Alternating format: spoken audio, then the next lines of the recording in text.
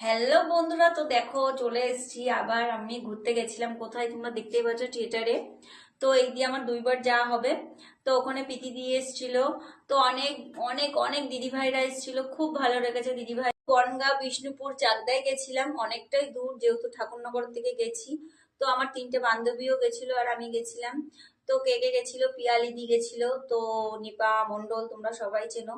তো গেছিলাম আমরা তিনজনে, যেহেতু আমরা তিনজনে একসাথে ভিডিও করি স্কুলে, তোমরা হয়তো দেখো কম বেশি ভিডিও। তো আমরা তিনজনেই গেছিলাম। তারপরে দেখো এই জিনিসটা পেয়েছি আর এটাও পেয়েছি। তো আমি তো খুব খুব খুশি হয়েছি, যেহেতু আরো বেশি খুশি হয়েছি দিদিভাইদের দেখেছি, প্রীতি দিদিভাইকে দেখে আরো বেশি। সবাই চেনো সবুজ সাথী দিদিভাই, ব্লগ করে, ভিডিও করে।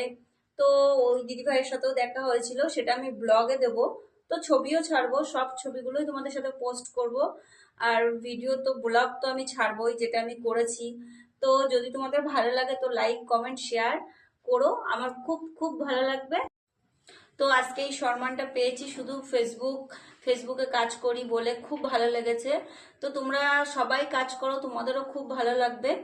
তো তোমরা সবাই একটু ভালোবাসা দিও, তো লাইক কমেন্ট করো, তো পাশে থেকো, তাহলে আমি অনেক দূর এগোতে পারবো। তো আমি আজকে সারাদিন কাজ করতে পারিনি, কোনো ভিডিও ছাড়তে পারিনি। তো আজকে টাটা, বাই বাই।